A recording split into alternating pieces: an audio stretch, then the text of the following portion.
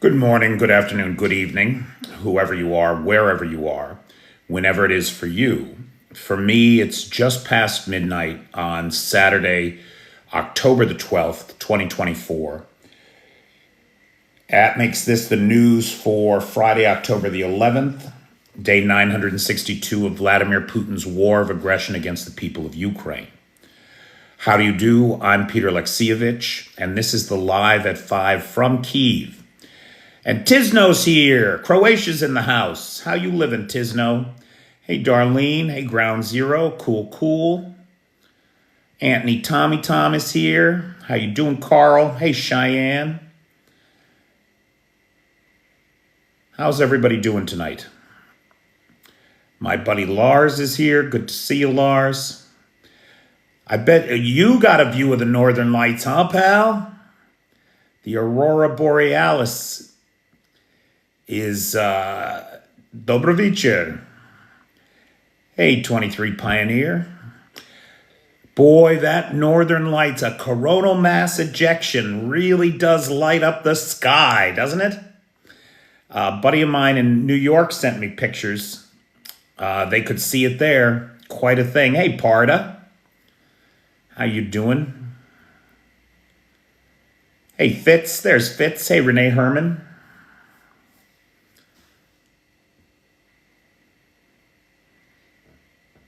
Uriel. I love the name Uriel. Uriel was one of the angels, you know. That's an angel's name, Uriel. And it's almost snowing in Norway. Russia is lit up, bro. It is unbelievable how much pain the Russians can take. And let's be clear here. It's all self-inflicted. They have brought this on themselves. Period. End of conversation. Hey, Mad Mike.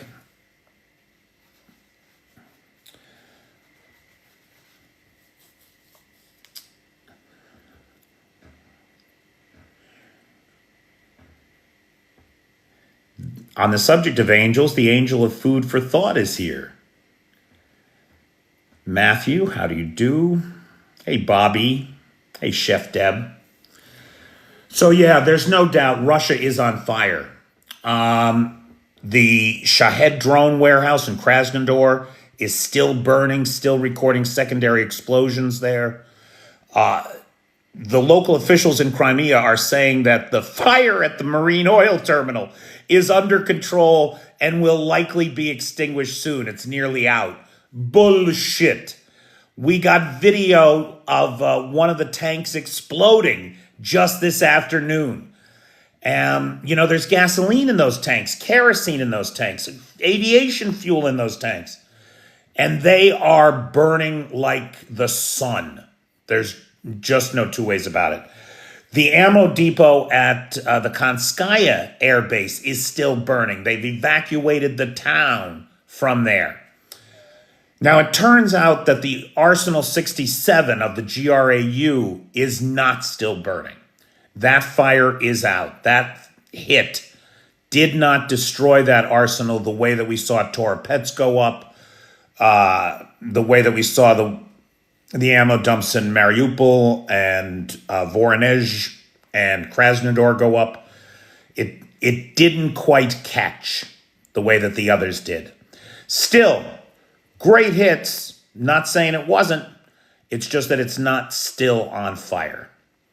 But Russia is burning. There's just no two ways about it. Let's get started then. Ladies and gentlemen and other non-binary folks, how do you do? I'm Peter Alexievich, and this is the Live at 5 from Kyiv. I'm in Ukraine, and every night here at 5 o'clock Eastern time, midnight Kyiv time, I try to bring you the latest happenings from on the ground here in Ukraine. Because I believe, hey, Robbo, hey, Hobo, hey, there's the sponsor of tonight's live, Mr. Hildebranso. I don't want to say your first name because I'm just going to fuck it up. I just know it. But Mr. Hildebrandt is here. Good John? Is it Good John? That doesn't seem right. And Good John is the sponsor of tonight's. Yeah, see, buddy, I'm sorry, pal. But everybody thank Mr. Hildebrandt for his sponsorship of tonight's live. The guy is a friend of the channel for a long time, and I appreciate his support very much. Thank you.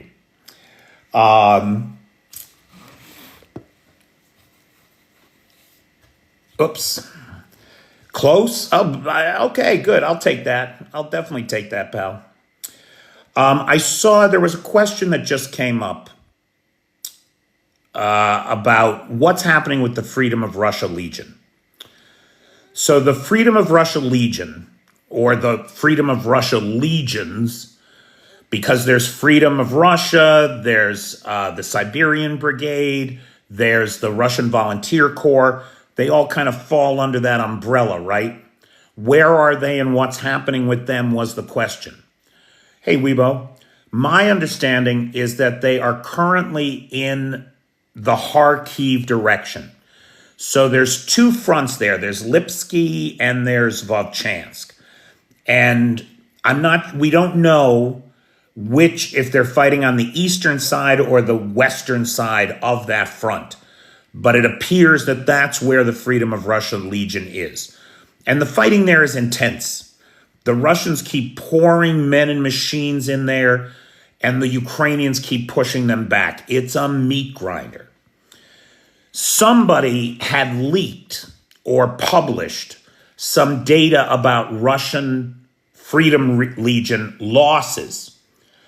Now, the Russian Freedom Legion came out and they didn't deny the report. They didn't confirm it. Instead, they issued a statement that said basically, look, we're here fighting in the Kyiv direction. The fighting is intense. Yes, we're taking casualties, but nobody should be reporting on that until the dust has settled and we can say with certainty what's happening here. So they were asking Telegram folks and other folks to disregard this leaked information about casualties and to wait for an official statement from them. And that's all that I know about the Freedom of Russia Legion currently. That they're there in Kharkiv, that they are fighting tooth and nail, and we know that the Ukrainians are having success there. They've freed the aggregate plant and they've pushed the Russians back toward the internationally recognized border of the Russian Federation. But they are still in Ukraine. The Russians are still in Ukraine. So keep your fingers crossed that some of the troops, because so we got word today, the official word from General Syrskyi, is that the Russians have pulled some 50,000 troops off the line. Hey, Rational Squirrel. Have pulled 50,000 troops off the line in the east of Ukraine, including in the Kharkiv direction, and sent them to fight in Kursk. According to Ben Hodges, he was speaking. Now, this is one person's report. It's apocryphal. We don't have good data. But Lieutenant General Ben Hodges, in an interview that I saw him in yesterday, said that he had spoken to an officer of the Ukrainian armed forces who's on the front line. And that officer said to him, things feel different. The pace and intensity of Russian attacks has slowed since those reservists have been pulled away from the line. Now, it may not just be the reservists being pulled away from the line. It could be, we're hearing increasing reports of ammunition shortages because of all these hits against the ammo dumps, right? So it could be a combination of less manpower, less ammunition, fears about hunger, shell hunger, all of that contributing, not to mention the change in the weather, that it's gotten cool, it's started to rain, it's starting to get wet and muddy. All of that. Now, again, this is a comment from one person to General Hodges. So it's not a lot to base an analysis on. But if those feelings, those sentiments are common, look, it's my opinion, and I am not a military person. I am not a strategist. And when I make predictions, I often get them wrong. But I'll tell you something. With all that the Russians have suffered, right, and I mean that, at the hands of their Kremlin masters, with all that the Russians have suffered at the hands of their Kremlin masters, and what they are suffering now, when that ammunition starts running out, when the weather gets shit, and they can't get warm in those trenches or dry, and they start to watch their feet fall off, I just can't believe that this war is going to last this winter, or at least that the front lines will last this winter in the current state that they are. Now, U.S. military intelligence and U.S. military officials are saying that Ukraine will be able to hold Kursk for many months. That's the official word from D.C. They believe that Ukraine will hold Kursk for many months. Well, shit, that's not much of a prediction to make when they're there in time for mud season, and it doesn't look like there's any way the Russians are going to eject them before the mud comes. And then everything grinds to a halt, right? That's what's going to happen. But again, I could be wrong. Time will tell. Trump wants to sell Ukraine out. Make no mistake. The Kremlin confirmed today the story that Bob Woodward is publishing, that Trump sent COVID tests to Putin for his personal use, specifically prescribed for his personal use, from DJT to VVP, sorry. Now, okay, what about the 7 fucking phone calls that are a violation of the Logan Act that Tangerine Palpatine made to Herr Putin? The Kremlin denies that they ever happened. Of course the Kremlin denies them. Of course it does. It's a violation of U.S. law. And it puts Trump in yet another criminal situation. So, of course, the Kremlin is denying that part of it. And see, this is how the Kremlin works, right? They admit to one thing and deny another in the hopes that you'll say, oh, well, they admitted it about the COVID tests, so why wouldn't they admit it about the phone calls if that were true? It seems reasonable. The liar in chief cannot be trusted, and he is clearly in Vladimir Putin's pocket. Exactly, Bobby. To me, it makes him more believable. All right, so last night, the country got pummeled again with missiles and drones, as we see every night. But boy, I'll tell you, territorial defense does a hell of a job. Now, the Russians sent 66 drones. 29 of them were shot down. Now, that sounds shitty, right? That sounds like only half of them got shot down. Less than half. Electronic warfare, baby. Electronic warfare took out 31, plus another 2 were returned to sender, sent back to Russia. Boy, if they could just start turning them all around, that would be very exciting stuff, I'll tell you. That would be very, very exciting stuff. Blue Wave Wizard says, in less than a month, we will be busy mopping up the remnants of the MAGA rioters. God, I hope you're right. I hope you're right. These bastards, I swear to God, they sell the country out in every breath. Everything that we are supposed to stand for as a people, they shit on. And it makes me sick. It really does. It makes me sick. On top of those 66 drones, they sent 3 ballistic missiles, none of which were intercepted. Those ballistic missiles struck residents of Odessa. So residential areas in Odessa were struck. There were originally 4 folks unalived reported. That number has now climbed to 5. And about a dozen people were injured. Among the dead is a 16-year-old girl. Because this is what Russia does, right? It doesn't fire on troop concentrations. It doesn't fire on training bases. It doesn't fire on air bases.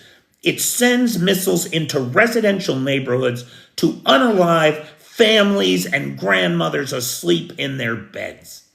That's who we're dealing with. Make no mistake.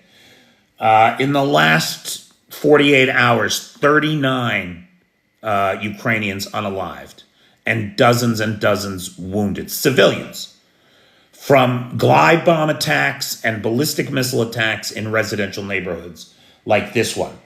And last night was particularly bad because there were 2 missiles sent that hit the apartment blocks, and then they double tapped. They waited 45 minutes for the first responders to get there. Fitz, does this shit make you crazy? Right? They waited 45 minutes for the first responders to get there, and then they sent in the 3rd missile. Double tap. Hey, Rational Squirrel, we missed you last night. You weren't here last night, right? I was drinking tea, and they asked me what tea it was, and it was that Cleopatra Night you gave me. Mwah, love it. Thanks. The analysts are divided on their opinions about why Russia is moving the MiG-31Ks into Belarus. So these MiG-31Ks are a rare and expensive fighter jet. The Russians don't have many of them. And they're important to the war effort because they carry the Kinzhal hypersonic missiles. That's what fires the Kinzhals. Russia has moved 2 of them into Belarus. Analysts are divided on why this is. Some are suggesting that the most likely reason for this is to protect them because they are so rare, so valuable. And the Ukrainians have been very successful lately at drone strikes on air bases, at least the ones within close proximity to Ukraine.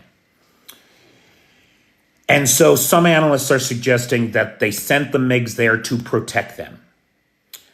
Other analysts are concerned that the motive may be far more sinister, that the Russians may be planning to do bombing runs from Belarus. Now, if that happens, the Ukrainians will be under a great deal of pressure not to shoot those planes down until they are in Russian airspace or Ukrainian airspace. If they shoot at them in Belarusian airspace, you're inviting an expansion of the war to include Belarus. Now, Belarus is not the kind of military power that Russia is. But the last thing that you want is to add another 400 kilometers to the active front line that you would do by inviting Belarus into the conflict. So the question becomes what to do about the MiGs in Belarus. Well, there's a couple schools of thought on that. One is to just wait and see what they're really going to do with them. If they do choose to do bombing runs from Belarus, well then, the Ukrainians can decide how they're going to respond to that. If they're just hiding the planes in Belarus, let them hide them there, right? And keep your eye on the ball. Crimea. That's the answer to this war.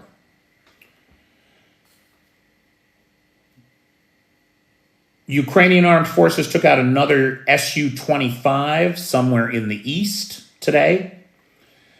Now, they've got a lot of right? The Su-25s aren't rare birds like the MiG-31s.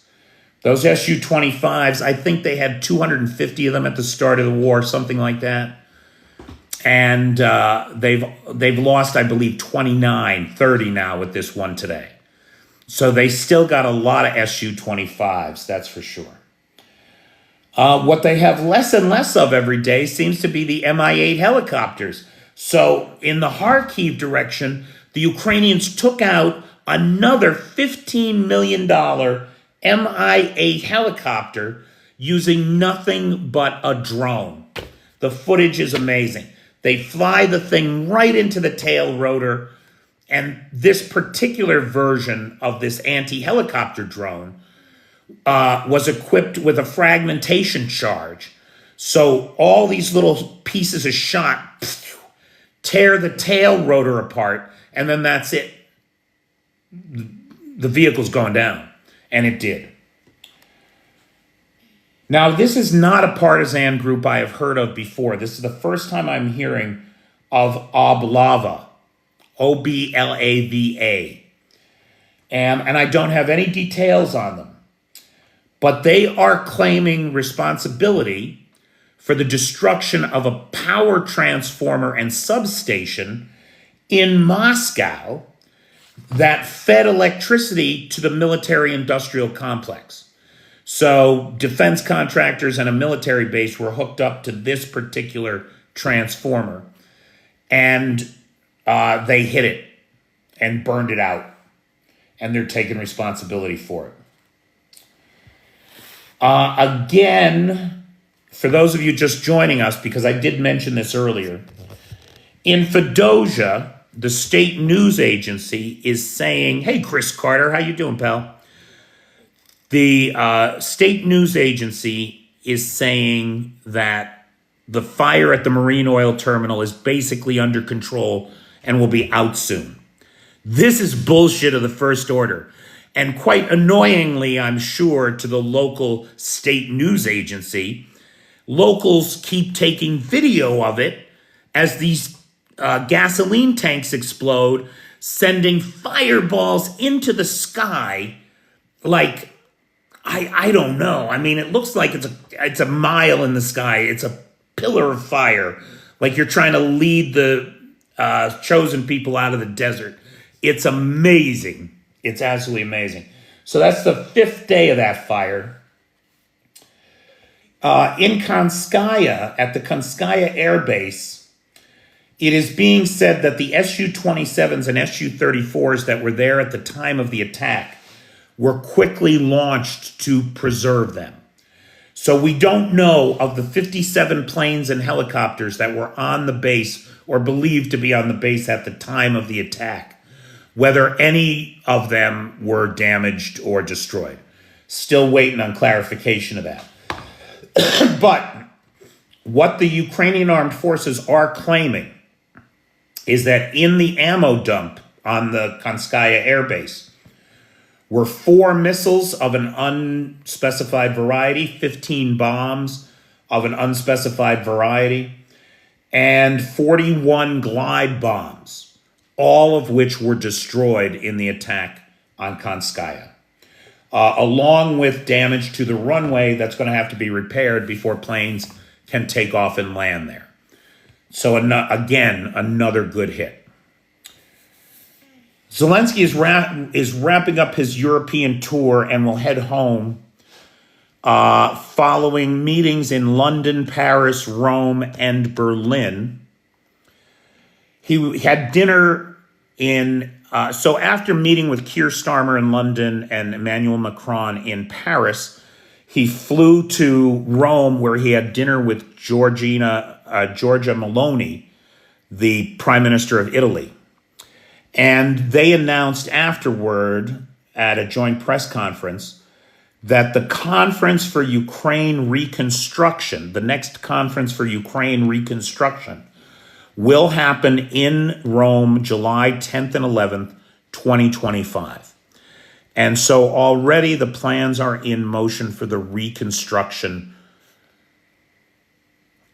of a nation devastated by Russian aggression. The Russians are just leveling everything. Right now, the artillery is pummeling Pokrovsk and Toretsk, reducing these cities to rubble. Following dinner with the Pope with the Italian PM last night, Zelensky met with the Pope today, which has got to be uncomfortable given the stupid fucking things that this power-hungry bigot in that stupid fucking hat has said. The worst thing he said was when he blamed the bad behavior of the Russian troops in Ukraine on non-Christians from the east of Russia. I mean, I don't understand why anybody listens to the Pope. When you think about all the apologies that the Catholic Church has had to make for all of the evil that it has done in the world, why is anybody still listening to that power-hungry bigot in that stupid fucking hat? Anyway, Zelensky was in Rome. He met the Pope. Nothing good could have come out of it. Now, he then flew to Berlin, where he met with Scholz.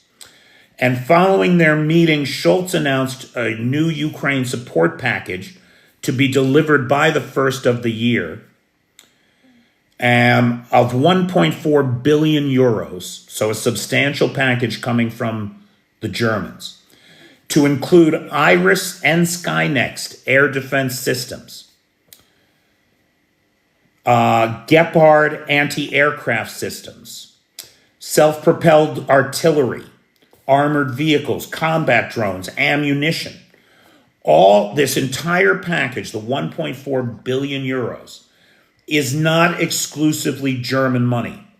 It's an association of partners, including Germany, Belgium, Norway, and Denmark. Now, I know Lars is here, our Norwegian friend. I don't know if Flippy is here, our Belgium friend. And we got any friends in Denmark? Anybody come in from Denmark? I don't know if we got any Danes in here. But if we do, big thanks to the Danes. Pugga Mahone, are you here representing Germany? Pugga Mahone's usually here. One of the things that we talk about on this channel are dominoes to watch, right? Everybody knows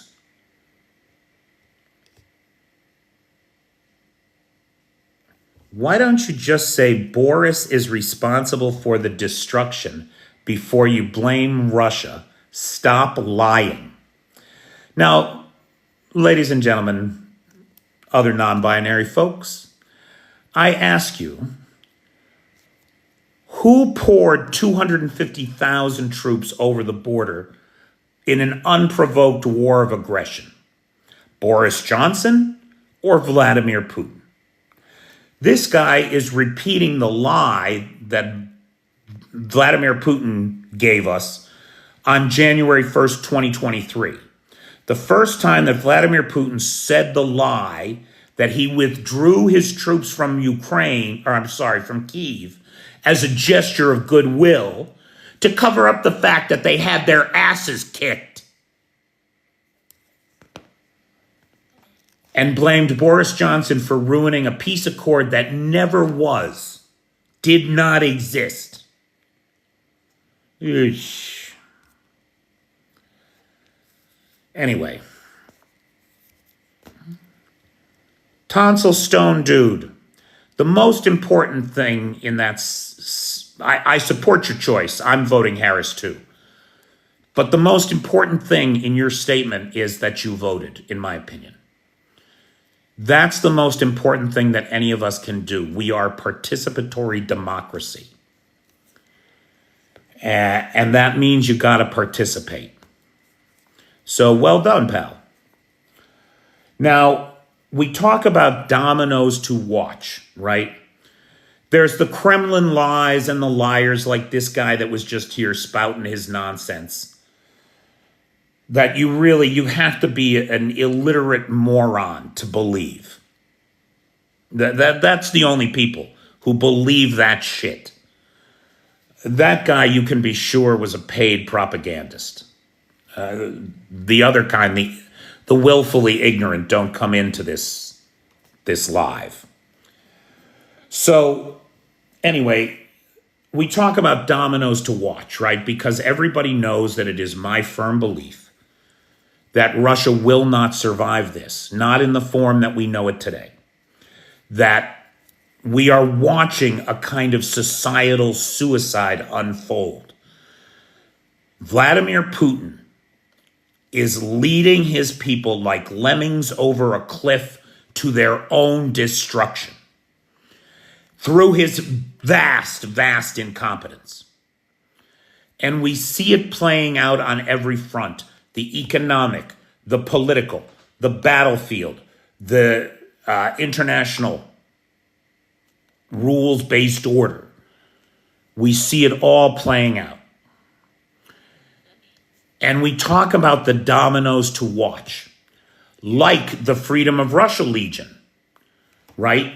A group of Russians who are fighting for the freedom of Russia from this dictator. Georgia. How's the Georgia election going to go in October 26th? Are they going to vote to get farther away from Moscow, or are they going to vote to stay in Moscow's pocket? Or is the election going to be rigged by that billionaire who thinks he owns Georgia, and he's going to stay in power? We don't know. But what we do know is that these are all dominoes to watch. What else should we be watching? We should be watching for inter-ethnic conflict that creates civil war inside of the Russian Federation. And one of those dominoes is Chechnya and its insane Ramzan Kadyrov, who runs the place. Today, he declared a blood feud against Dagestan, basically. He is accusing a Russian senator and 2 representatives of the Duma of an assassination attempt against him. And he has declared a blood feud against them. We could be looking at inter-ethnic violence between Dagestan and Chechnya in the near future, because the Kremlin is now too powerless to do anything about it. Just like they couldn't do anything about the Azeris and the Armenians. Everybody watched as the Azeris went into Armenia and the Kremlin did nothing. Powerless to stop it.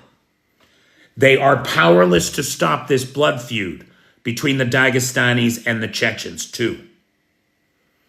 So if Kadyrov goes for it, it could well be the first domino in a series to fall. See, this is what I think is going to happen, right? The Kremlin has held the Russian Federation together through violence and fear. End of conversation. Violence and fear. Fear of the Rosguardia. Fear of Russian troops. Fear of the Kremlin coming in and taking everything that belongs to you. They can't do it anymore. They're too weak. They don't have an army. They will not have an army when the Ukrainians are done with them. They don't have a professional army now. So what happens when the power base evaporates in the Kremlin and Putin is outed or just dies of natural causes or is just no longer there? What happens next? Well, all these warlords like Kadyrov, who have been responsible for bringing the Kremlin fear and fist to their localities, start to see themselves as the local authority, as the next king. And I think we'll see much of the country degenerate into battling warlords. Other parts of the country, like Bashkortostan, they're already forming an alliance, a confederacy of the 6 adjacent states to break away from Moscow. That's already in progress. Gazpromistan. Promise me a river of gas. Anyway. So, yeah, CyberDoc, I don't even know if the real Putin is still alive. I trust the Kremlin so little that I wouldn't say with any confidence that the real Putin is actually still among the quick. His 3 body doubles are. Yeah, Sharon, there was a time where I was absolutely convinced of that. And I think it might still be true, but I don't know. We don't know. You can't trust these bastards enough to know.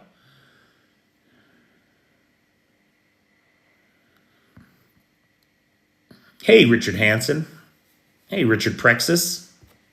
How you guys doing? I saw Dive Hard come in before, too. Hey, Dive Hard. So Chechnya and its conflict with Dagestan is a domino to watch. If that situation starts to deteriorate, oh, look, the guy is back again. The liar guy is back, only now he's talking about Biden. You're funny. You're funny. I know that coffee shop that you're in St. Petersburg, by the way. I know that place. I've looked it up on Google Maps. You're just 2 blocks from the office, aren't you, pal? We have technology too, Now here, if this doesn't tell you everything you need to know, I don't know what does. The Russian State Duma is reporting a shortage of cemeteries and crematorias in the country. How the fuck do you have a shortage of cemeteries? How the fuck do you have a shortage of cemeteries? But Russia does. Russia is burying so many men that the State Duma is reporting on and is concerned about a shortage of cemeteries and crematoria. You want me to laugh? Here's some good news. North Caucasus University, which is a big university. Chechnya, Dagestan, that's North Caucasus, right? North Caucasus University, which is, multi-campus, big school, was attacked by Ukrainian hackers that destroyed 150 plus terabytes of data, erased the servers, interrupting the training of technical specialists for the military, including UAV operators, digital communication specialists, engineers, and physicists. Because you need your physicists if you want your cannonballs to go where you want them to go, right? Just ask Laplace. Andrei Kovalenko, the head of the Center for Countering Disinformation in Ukraine, claims that Seoul's warning that the North Korean dictator will be sending troops to Ukraine is a mistake. He says they are already here. And the evidence is in the bodies of those that were hit in the HIMARS strike last week. Now, these are not infantry troops. It's not like the North Koreans are sending infantry. These are ammunition specialists that are here to document and assist with the launching of KN-23 and 25 ballistic missiles. So the North Korean ballistic missiles that they sent to the Russian. And to track and chart the effectiveness of North Korean artillery shells, which have been claimed to have a 50% dud rate. So the North Koreans sent some teams of experts to make sure that the Russians are storing them right, transporting them right, using them right. Right? They're trying to blame the Russians for the failures of their artillery shells. Is it possible that we will see North Korean boots on the ground in a traditional infantry sense? It's not impossible, but there's nothing to suggest that that is happening yet. So I don't want to take Mr. Kovalenko's comments out of context or make more of them than should be made of them. However, it is clear that North Korea has indeed sent and continues to send engineers to assist in Russia's war effort. And this should be a disconcerting escalation and widening of this war for everybody. Everybody should be concerned about this. Unilever has finally pulled out of Russia. You can buy Dove soap again. If you've been boycotting Unilever. Now, they did not get screwed, not as bad anyway, as like Heineken did, right? Heineken had to sell off all of its assets in Russia for €1. It's unreal. The same guy who got Heineken for €1 and a U.S. aluminum group for $1 did pay 520 million euros for Unilever in Russia. Now that's maybe a quarter to a third of what it was worth on the open market. So this guy, what's his name? Alexei Sergov, or Sergov. This Alexei Sergov is a Russian billionaire who has just been making a fortune buying nationalized Western businesses that the Kremlin has stolen for him and selling them to him at discount rates. You worked for Unilever, Maddie? Well, you can be proud that they're finally out of Russia. It took them long enough. I mean, they're the latest victim of their own mistakes.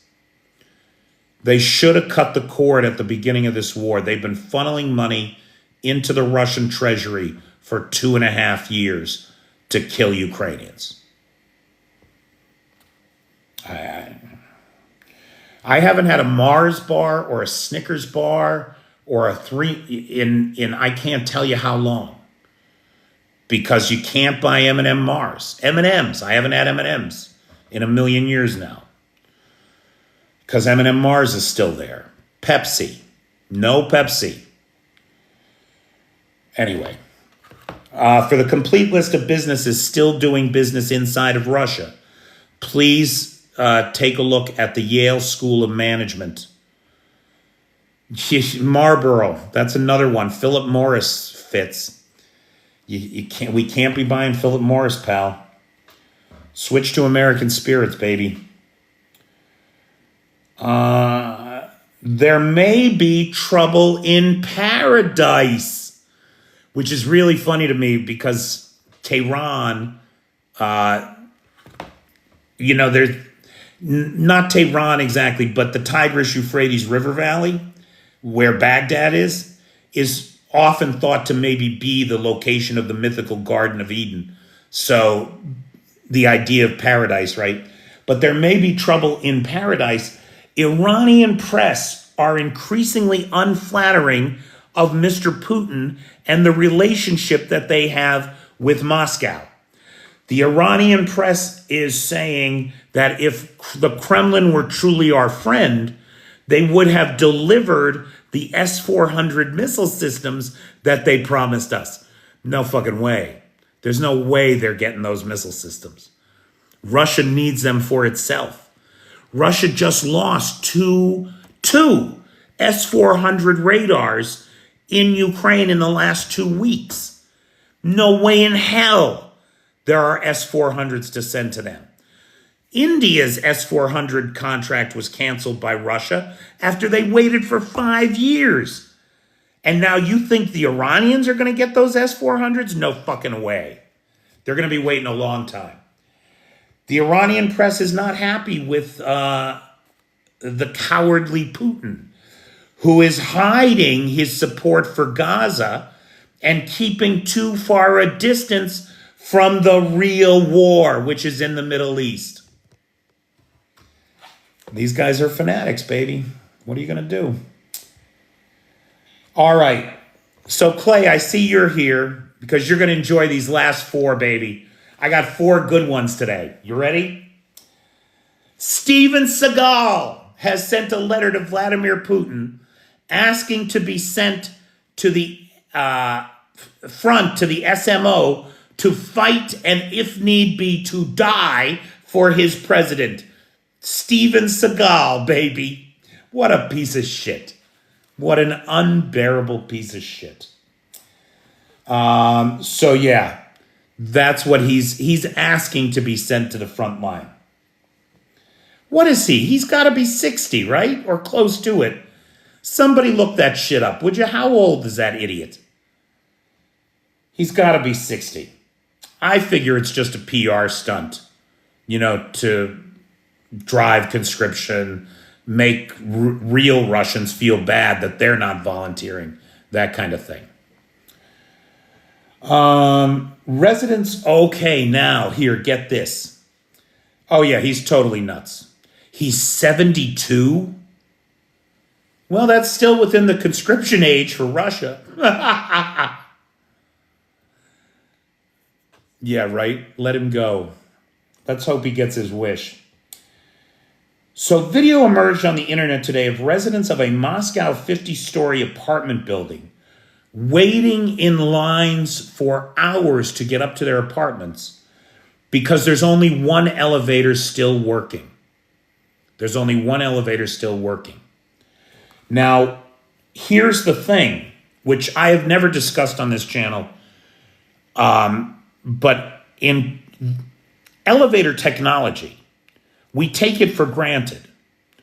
But you think about it, it's quite a clever little device, right? You get in there.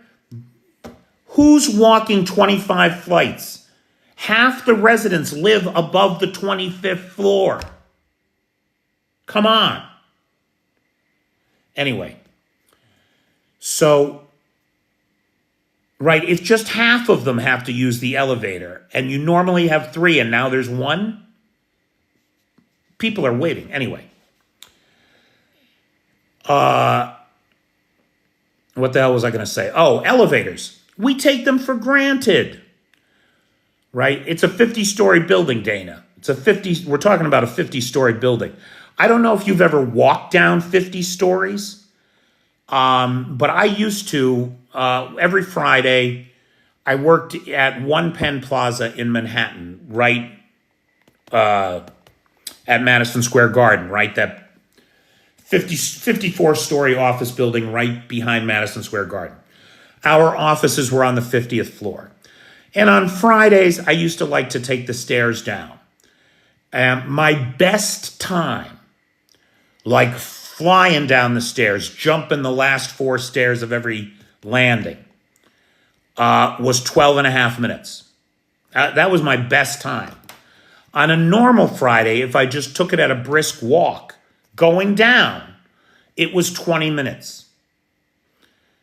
50 stories is fucking hot. It's a long way, man. So anyway, we take elevators for granted. They really are clever little bits of machinery. You know, you hit a button, it takes you there. Just like that. It opens when it gets there. It closes when you're done. Elevator technology is principally controlled by two elevator companies in the whole world, and they're both American. Everybody knows the one name, right? Otis Elevator. Almost every elevator I get into here in Kyiv, is an Otis. There you go, Fitz. That's it, Maddie, right? Maddie, right, Maddie, right?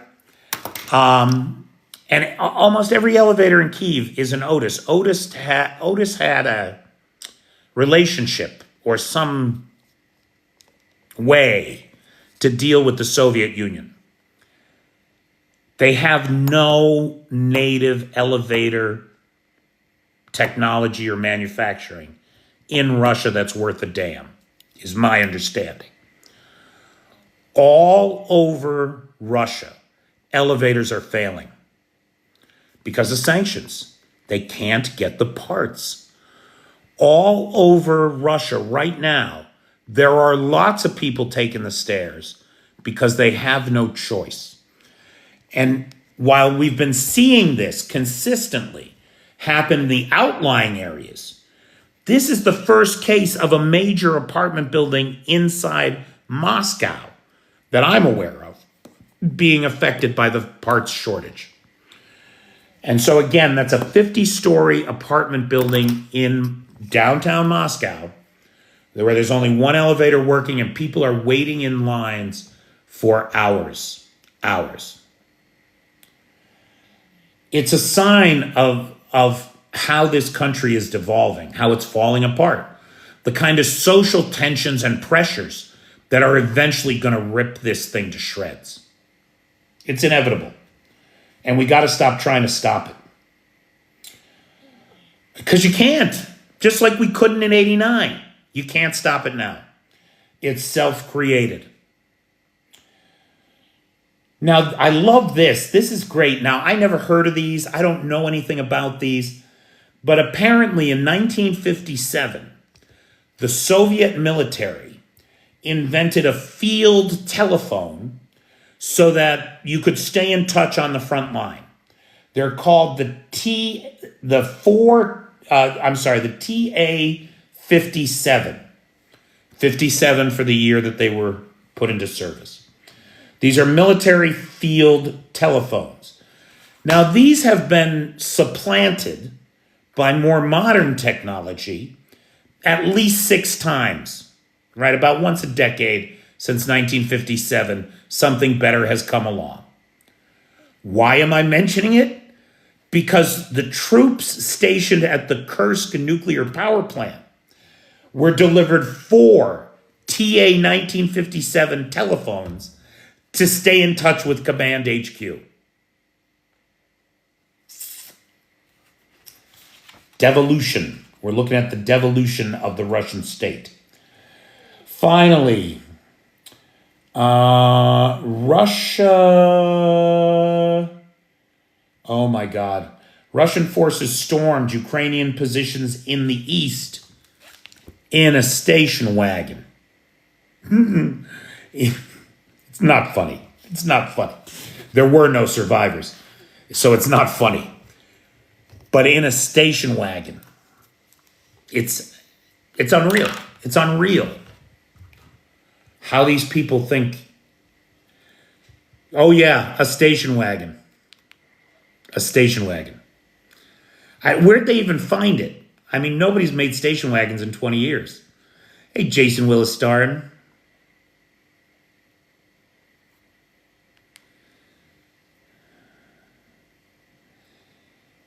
Anyway, holy cow, it's 5-1, is it? Jeez Louise, sorry about that. So, big thanks to Gudjon Hildebrand, so sorry, pal, who is the sponsor of tonight's live. Big thanks to the moderator team, best moderator team on the Tickety Talk, Cheyenne, Vanetta, PTJ, and Travis. Big thanks to Lars, who has the Discord server and the Alexievich archive. Big thanks to Nightshade, who has the Peter's Peeps group on the Book of Faces, and to Vanetta Larrett, who manages the Google Docs share. Questions. We got 5 minutes for questions, comments, points of observation, or personal need. Anything from anybody. Hey, Dana Johnson. I don't recognize your name. Are you new around these parts? Thanks for joining us. Night Chef Deb. Well, food for thought. I hope that that's the case. Thank you. Well, welcome aboard. If Russia sends Steven Seagal to the front line, can we send Chuck Norris? Chuck Norris is smart enough to stay the fuck home with his beautiful wife. Why would he want to go to the front line? Unlike Steven Seagal. Under Siege. It's so stupid, right? But Under Siege was a Steven Seagal film. I don't know. I want to say 84, 85, something like that. And it was a great movie. I love that movie. I especially love the part where the tits come out of the cake. That is my favorite part of that film. I can't think of Under Siege without thinking of that scene.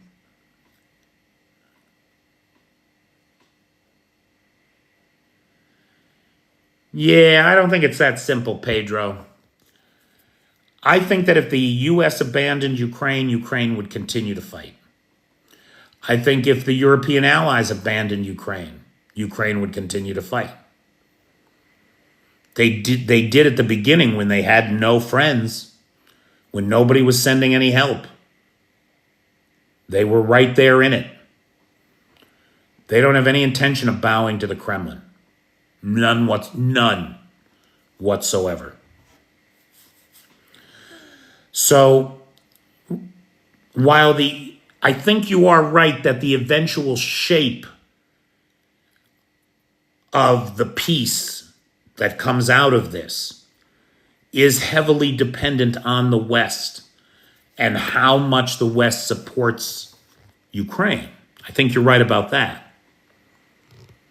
The idea that if we weren't here, that they would stop, I don't think they'd stop. I don't believe that for a second. So Dana, since you're new here, just a quick FYI, we are here every day, Monday through Friday at 5 o'clock Eastern time, U.S. time, 5 o'clock New York time. Every day live at 5. And then generally speaking, I publish some kind of a video every day. So I would encourage you to join us. Thank you.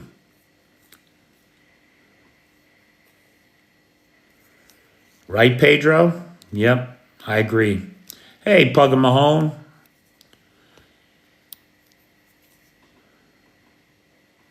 Thank you, CyberDoc. You're great. If you don't follow CyberDoc, you should follow CyberDoc too. Good night, Clay.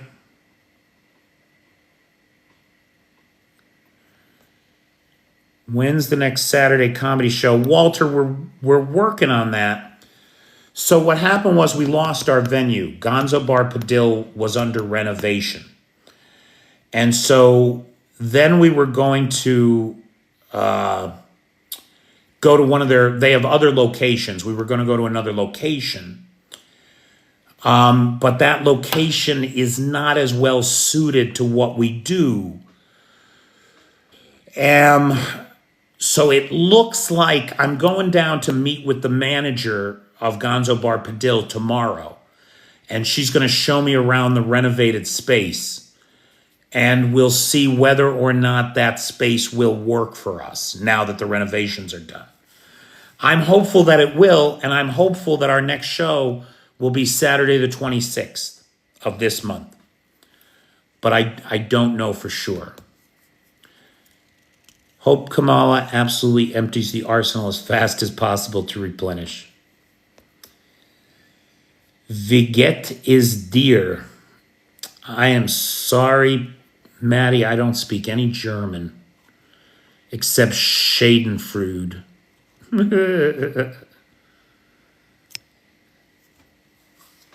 Let's hear the laugh, huh? What do I look like, a performing monkey? Say something fucking funny, maybe I'll laugh.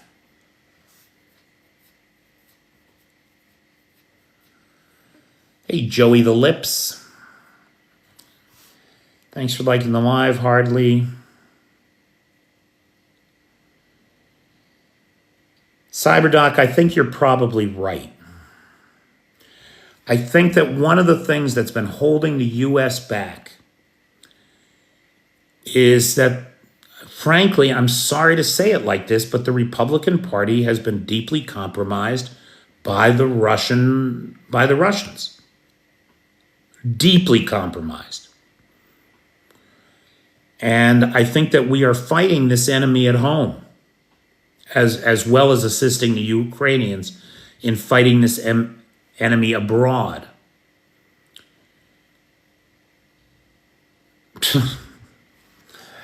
Maddie, I have never shown that movie clip. I have never shown that movie clip here. I have never shown it in a live. I have never posted it as a video. I have never shown that. You found that. For anybody who is new here, as Maddie will tell you, I'm an out-of-work actor. And so Bobby found. Thank you, Maddie. And so you can see me in some things around. The best thing here, I'll tell you a story. This is a true story. I got fired off the set of the Woody Allen Spring Project. I want to say 98. I feel like it was spring 98. So I was working for Woody in Manhattan and as an extra on a film that later got the title Celebrity.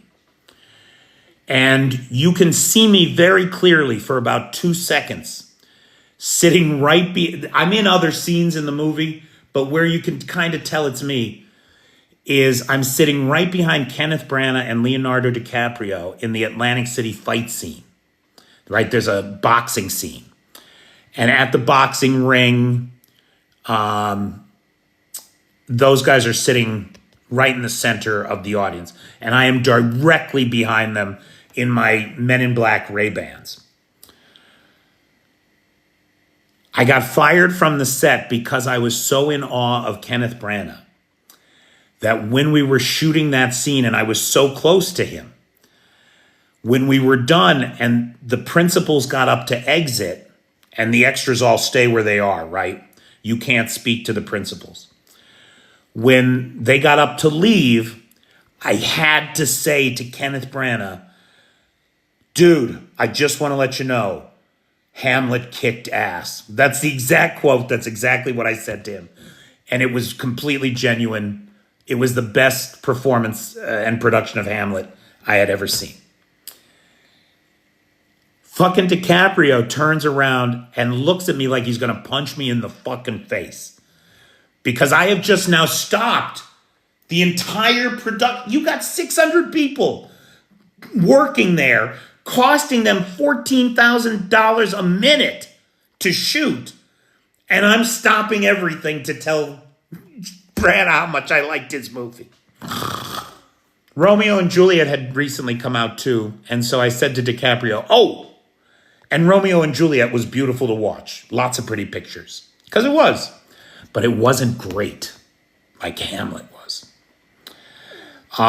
So then I cost them another $14,000 because I heard the stage manager call hold. And so everybody sat in their seats and he looked at me and pointed and said, you, come here. And I got fired.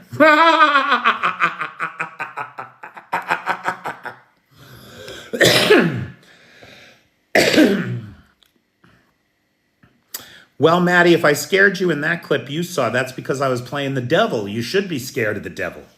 right? It's on YouTube. I don't know what it's called. I don't know what it's called. I don't know what the final title was. But that's a very recent production. We just shot that here in Ukraine.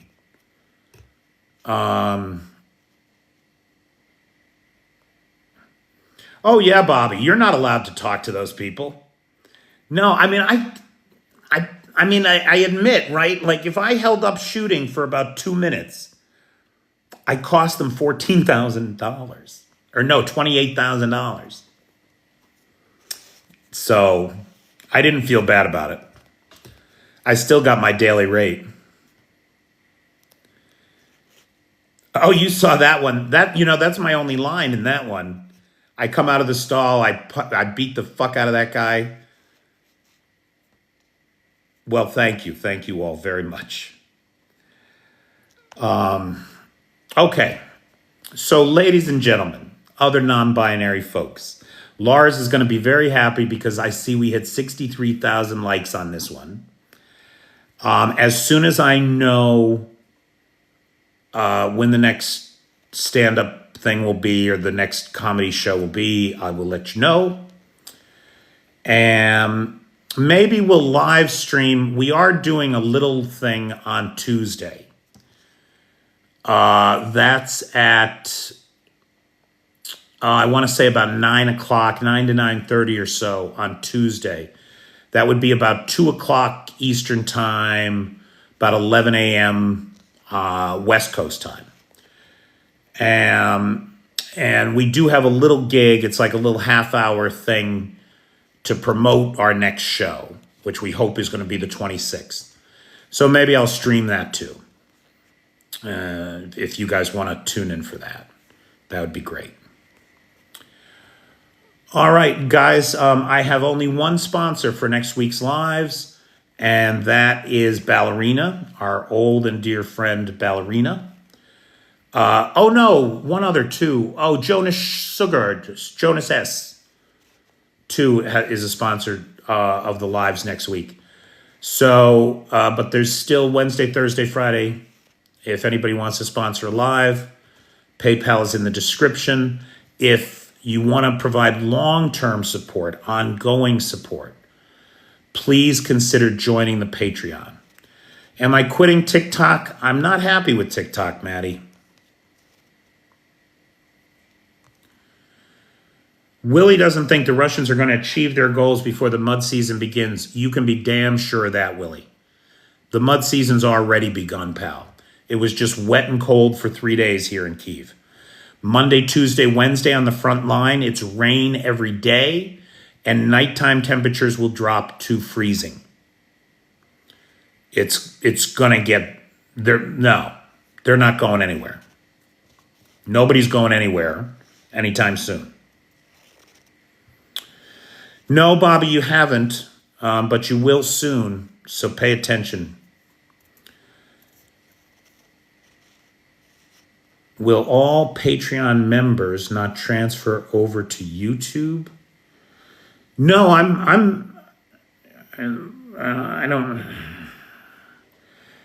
listen, Maddie, don't worry. I'm not going anywhere. I'm still going to do the lives at 5. Good night, Parda.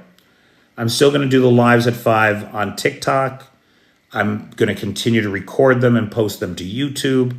I'm going to continue to generate content here, though not as much. I don't think moving forward, one a day, something like that. But join me on Patreon to understand my thinking on this and what's happening here. Otherwise, just keep tuning in for the lives. I'm going to be here. Hey, KC, how you doing, man? Well, you never see me in your FYP because I'm being suppressed. I mean, just look at my videos. I post every fucking day. Why are people not seeing them? Why did I post a video yesterday that was important, that should be seen, and it doesn't even have 400 views? That's fewer views than the very first video I ever published. And I have 24,000 followers? No, no, no, no, no, no, no, no. No, this all happened immediately, within 10 days, I would say, of Congress passing the Ukraine aid bill back in April and tying to it the TikTok ban. And I have heard the same story from every pro-Ukrainian creator. So, I mean, the only thing I can ask people to do is to just go right to the page.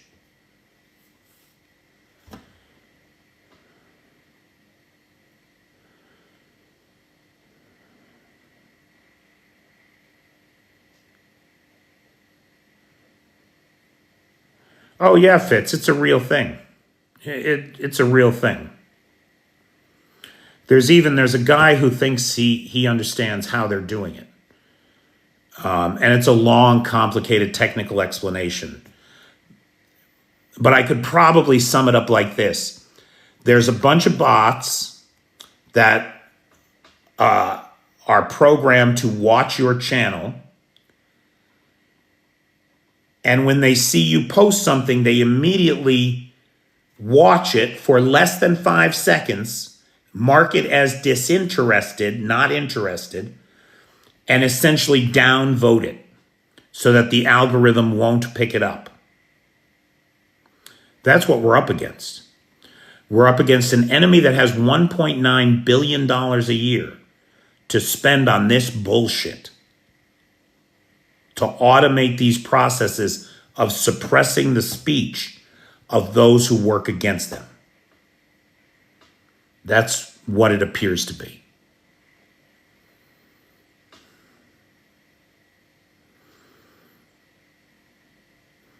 Oh yeah, PT, I get it all the time. I get that.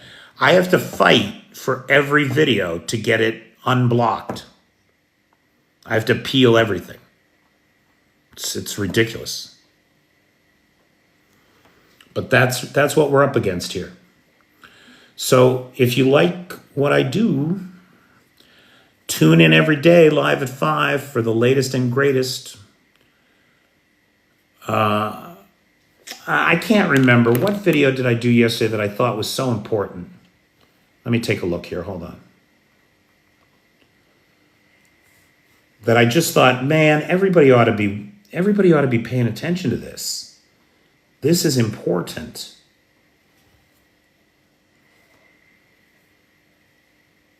Hang on.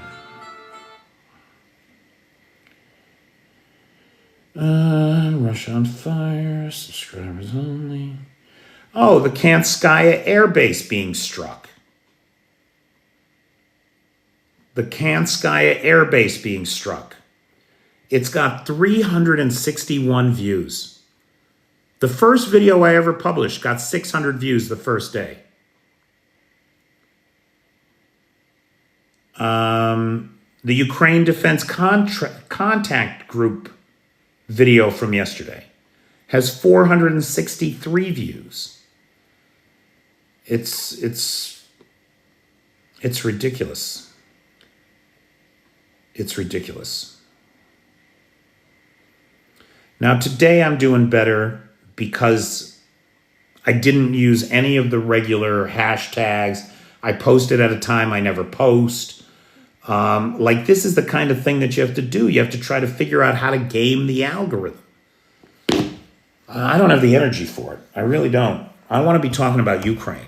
I want to be... Look at this is what I don't understand. Yesterday, I published a subscriber-only video.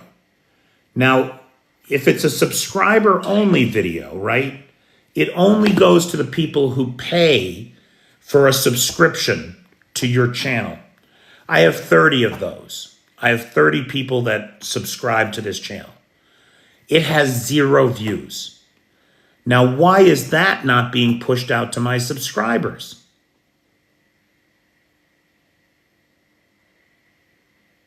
You didn't get what, Bobby? Are you talking to me? I don't know what you're talking about. You didn't get it. But the subscriber video should at least be pushed out to the 30 subscribers I have.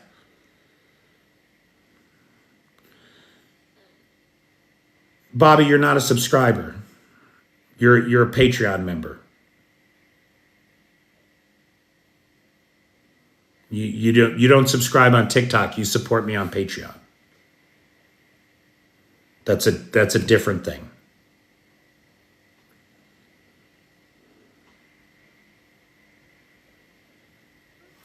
I know there was a problem one time. I don't know Joey Contino. I can't ask him anything. I don't know the guy. Hey, Paul. I would much rather that people join the Patreon. When you subscribe on TikTok, it's like $7 a month, and I get 3 of it. TikTok takes 4 of the 7. It's you could do both. There are people who do both. Cyberdoc might actually be one of them.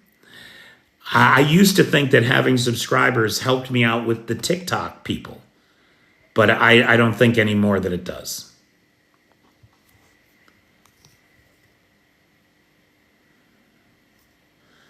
Yeah, Rational Squirrel, I understand that. I really do. Guys, I think that,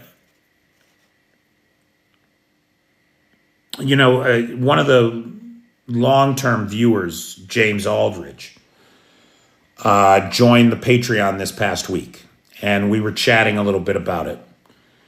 And I'm working on changing how I do things. And I think it's going to be much more Patreon focused.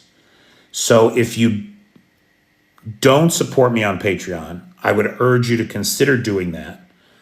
Or if you're not in a position to support the channel, then please, by all means, get a free Patreon account and follow me over on Patreon. Because I think I'm going to soon be putting up a lot of content there that won't be anywhere else. Well, Maddie, I thank you very much.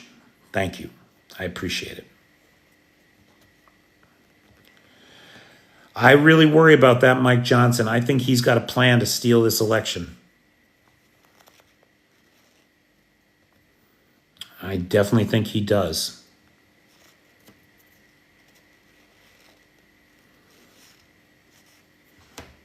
What does he say about Trump, Hego?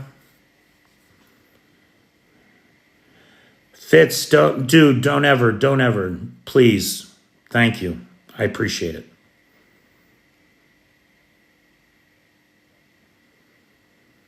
Johnson said if Trump gets in, he won't fund Ukraine anymore. Yeah.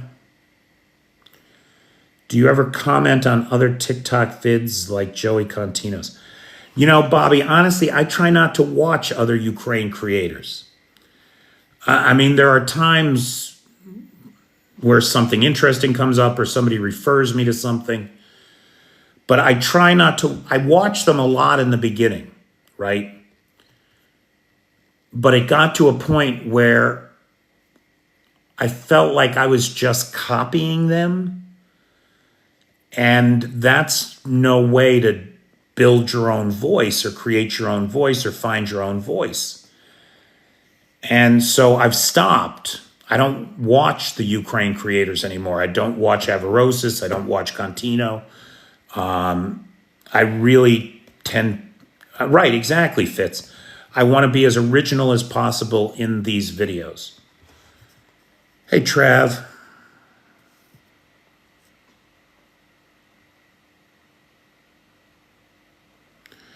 No, they didn't win anything, Hego.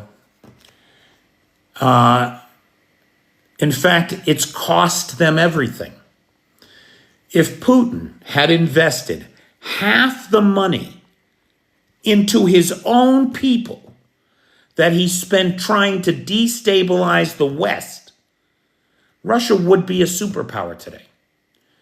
Instead, he blew it all, and he's bankrupted Russia. He's on the verge of bankrupting Russia. Russia's fucked. And when the money is gone, what are they going to do?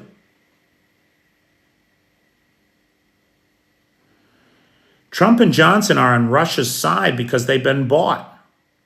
One way or another, Haga, we don't know where the money is. But I guarantee you, they've been bought.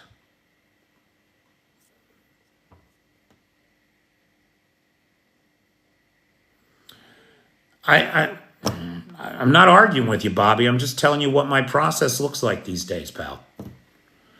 It is better for me to stay away from them so that I don't hear shit about you're copying off them or whatever.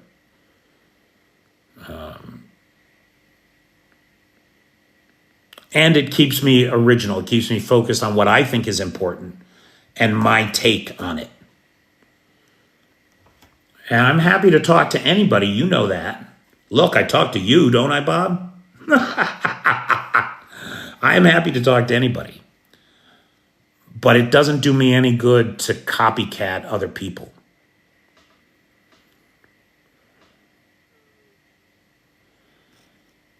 It could be. Who knows?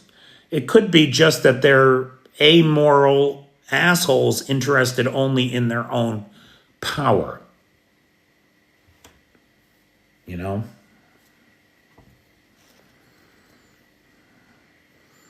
Yeah.